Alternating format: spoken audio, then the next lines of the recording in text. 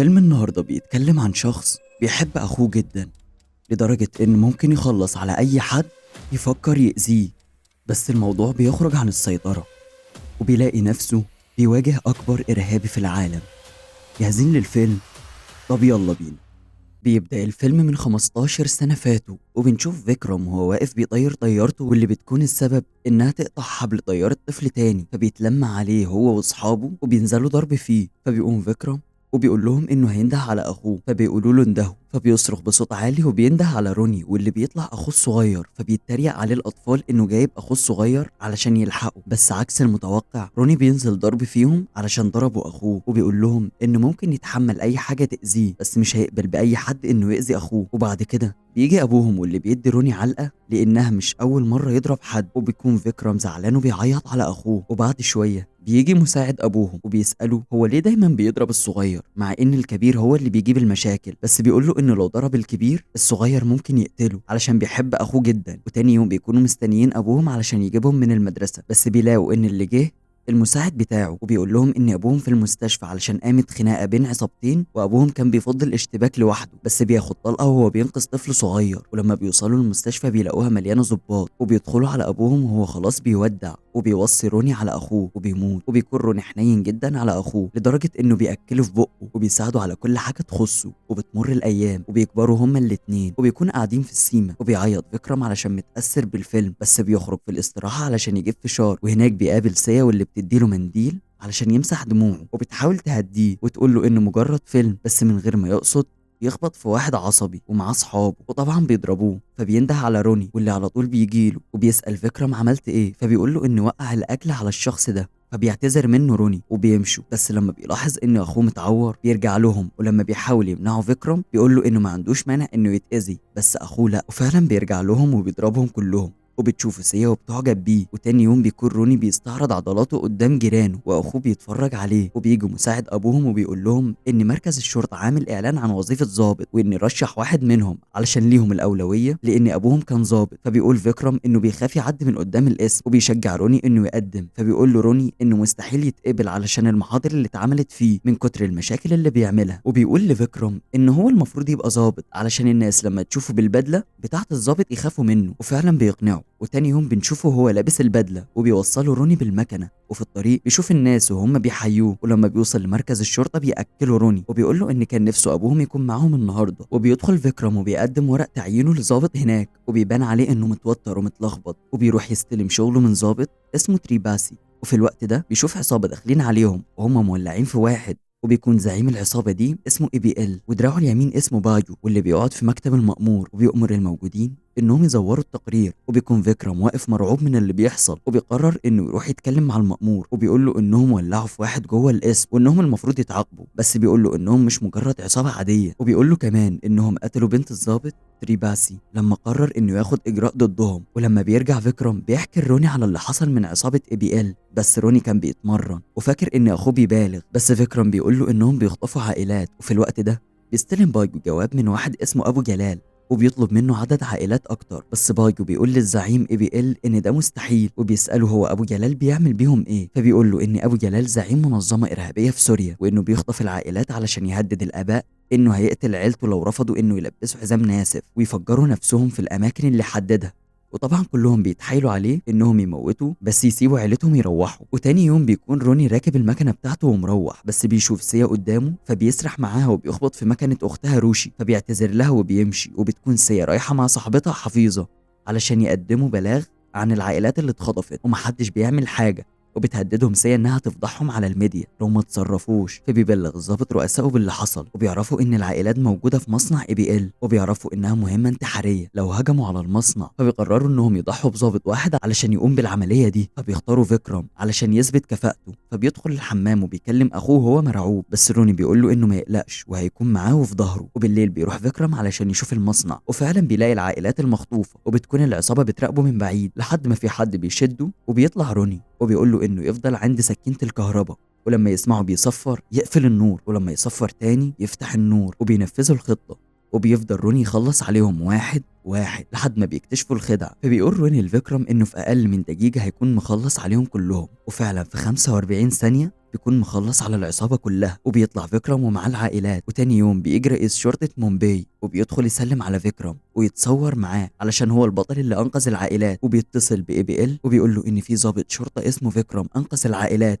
فبيتعصب اي بي ال علشان هو في سوريا عند ابو جلال، وبتكون صورة فيكرم ملت الشوارع وبقى بطل في عيون الكل. وبتطلع حفيظة صاحبة سيا قريبتهم، فبتعرض على فيكرم انه يتجوز صاحبتها، فبيوافق على شرط ان روني هو اللي يخطبها له. وتاني يوم بيروح روني علشان يخطبها له، وبيتصدم روني لما بيلاقي سيا قدامه لانه بيفتكرها عروسة اخوه، وسيا بتتصدم برضه علشان بتفتكره انه عريس اختها. لحد ما بيدخل جوز حفيظة وبيقول لهم انتوا اتفقتوا على فرح اخواتكم ولا لسه؟ فبيفرحوا لما بيعرفوا انهم بيتكلموا على اخواتهم. وبتخرج روش العروسة، ولما بتقابل روني بتفتكروا انه اللي خبط الموتوسيكل بتاعها، فبتهزقه. ولما فيكرم بيعرف اللي حصل بيرفض الجوازة علشان هزقت اخوها، بس روني بيقول له انها اللي هتنفع معاك لانها بتعرف تجيب حقها. ومن الناحية التانية بتكون سيا بتزعق لاختها علشان لو فيكرم رفض يتجوزها مش هتلاقي حد يتقدم لها علشان هي عصبية. بس بتدخل جدتها وبتقول لها ان فيكرم موافق على الجوازة، وبيعملوا فرح وسيا وروني بيغنوا فيه. وفي الوقت ده بيكون اي بي ال مجتمع بالعصابة بتاعته علشان يخلصوا من فيكرم لانه مش عارف يشوف شغله وهو موجود. فبيقول لهم اكيد ليه نقطة ضعف، فبيقول له ان ليه اخ صغير بيحبه جدا، فبيخليهم يخطفوه. وتاني يوم بيكونوا بيراقبوا روني، وبيلاقي روني كلب صغير متعور،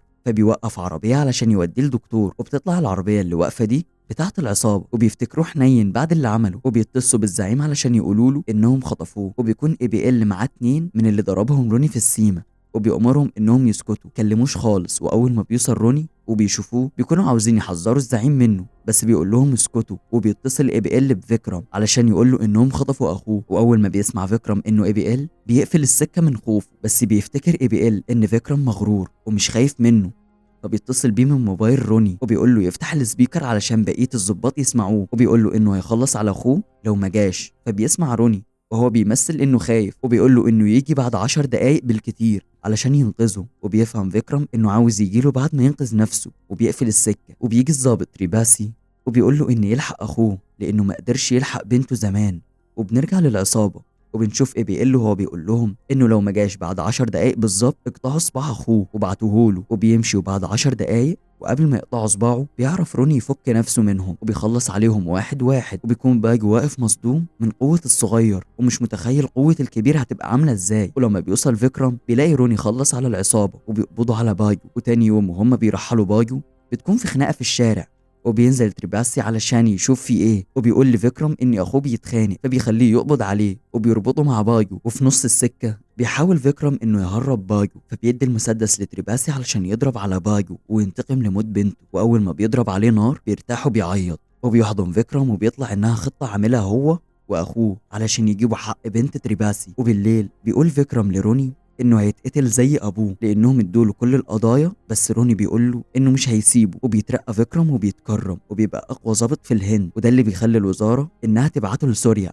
علشان يتاكدوا ان اي بي ال بيشتغل مع ابو جلال، علشان كده كان بيخطف العائلات. وبيجهز فيكرم شنطه السفر وبيكون في طريقه للمطار، وبيقول لروني انه يجي معاه، بس هو بيقول له انه اجتماع على الورق وانه ما يقلقش. وبيوصل المطار وبتاكله مراته قبل ما يسافر، وبتنده على روني علشان عارفه عوايد فيكرم، بس بتفاجئه انها حامل وبتقول له انه يرجع لها بالسلامه. واول ما بيوصل فيكرم الفندق بيتكلم مع روني وبيقول له انه اتسرق اول ما نزل من الطياره، وفجاه بيرن باب الاوضه، ولما بيفتح بيدخل عليه 2 وبينزلوا ضرب في فيكرم. وبيكون روني شايف اللي بيحصل وبيقول لهم انه هيخلص عليهم لو عرفهم، فبيمسك واحد منهم الموبايل وبيقول له انهم مش مئات، دول الاف. بس روني بيوعده انه هينسفهم كلهم، وبيروح لسوريا مع سيا. واول ما بيدخل لقسم الشرطه بيقابل الضابط بلال وبيقدم بلاغ ان ابو جلال خطف اخوه الضابط فيكرم. بس الضابط اول ما بيسمع اسم ابو جلال بيقول له انه يكون في حاله وما يعملش مشاكل. وبيطلع روني وسيا وبيقابلوا واحد اسمه اخطر لاهوري، وبيقول لروني انه لو عايز يعرف مكان اخوه يجي وراه وياخد باله علشان الشرطه بتراقبه، وبياخدهم لمكان مقطوع علشان عاوز يسرقهم.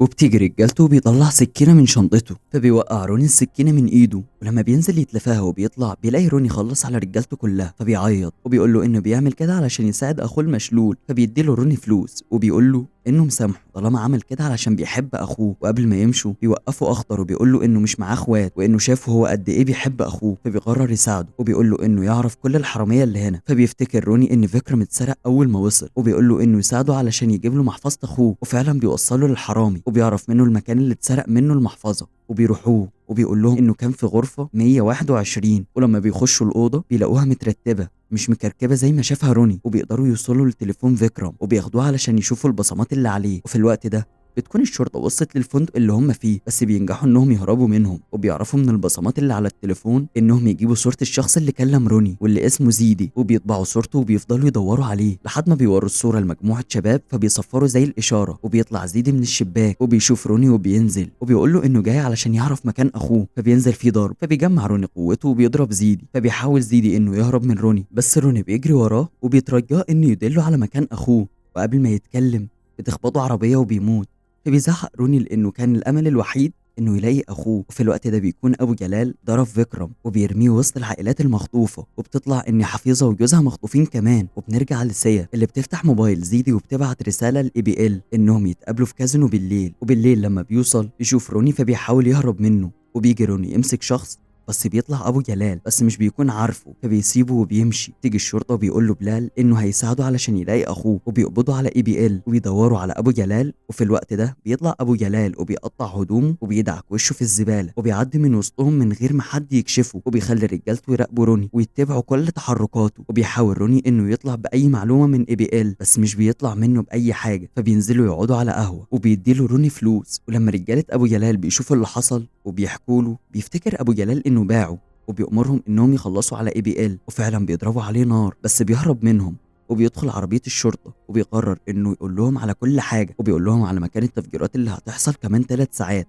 فبيروح بلال علشان يوقفها، وبينزل اي بي ال مع روني واخضر من العربيه وبيرسم له المكان اللي موجود فيه اخوه. وفي لحظه بيبصوا مش بيلاقوا روني، وبيطلع انه راح المكان وجمع شويه قنابل على كام سلاح، وبنشوفه وهو بيقتحم المكان وبيخلص على كل اللي بيجي قدامه لدرجه انهم بيقاوموه بالطيارات، بس بيعرف برضه انه يخلص منهم وبينجح انه ينقذ عربيه فيها اسرى مخطوفين. بس فكرم مش بيكون فيها، وبيطلع انهم متلغمين بحزام ناسف، فبينقذهم اي بي ال وبيموت بعد ما بينقذهم. وفي الوقت ده جوز حفيظه بيستخدمه ابو جلال علشان يفجر نفسه في السفاره، بس بتلحقه سيا في اخر لحظه، وبيعرف ابو جلال ان مخططاته بدأت تبوظ من ساعة ما روني ظهر في الصورة، وبيعرف انه بيعمل كده علشان اخوه. فبيسأل الموجودين مين فيهم فيكرم، بس محدش بيرضى يدله عليه، فبيبدأ يعذبهم. بس فيكرم بيوقف له وبيقول له انه قدامه، وانه كل ما كان بيواجه مشكلة كان بينده على روني، وبينده على روني بصوت عالي، فبيظهر قدامه زي الابطال الخارقين. فبيقول له ابو جلال انه ياخد اخوه يمشي من غير ما حد يتاذى، بس روني بيرفض وبيقرر انه ياخد بقيه العائلات كلهم معاه. واول ما بيفتحوا الباب ويمشوا بيسمع صوت سيا واللي بيكون ابو جلال خاطفها، فبيرجع روني علشان ينقذها، بس بيتلموا حواليه رجاله ابو جلال وبيوقف انه يقاومهم لما بيلاقي اخوه لاول مره متعصب عليه، وانه بيهددهم انه لو حصل حاجه لاخوه مش هيسيبهم، لحد ما ابو جلال بيطعن روني بسيخ في بطنه. وهنا بيتحول فيكرم 180 درجه وبيحرر نفسه وبيخلص على رجالة أبو جلال واحد واحد، وكمان بينزل ضرب في أبو جلال وبيخلص عليه، وبيرجع يحرر سيا وبيجروا على روني علشان يفوقوه، بس بيجي أبو جلال علشان يضرب فيكرم من وراه، بس بيفوق روني وبيخلص عليه. وبيرجعوا الهند وبيتكرم فيكرم على اللي عمله، وبيشوف روني أبوه وهو بيقول له إنه كمل مهمته. وبكده يبقى خلصنا فيلم النهارده. ما تنساش اللايك والكومنت لو عجبك الفيلم. كان معاكم محمد نوبي.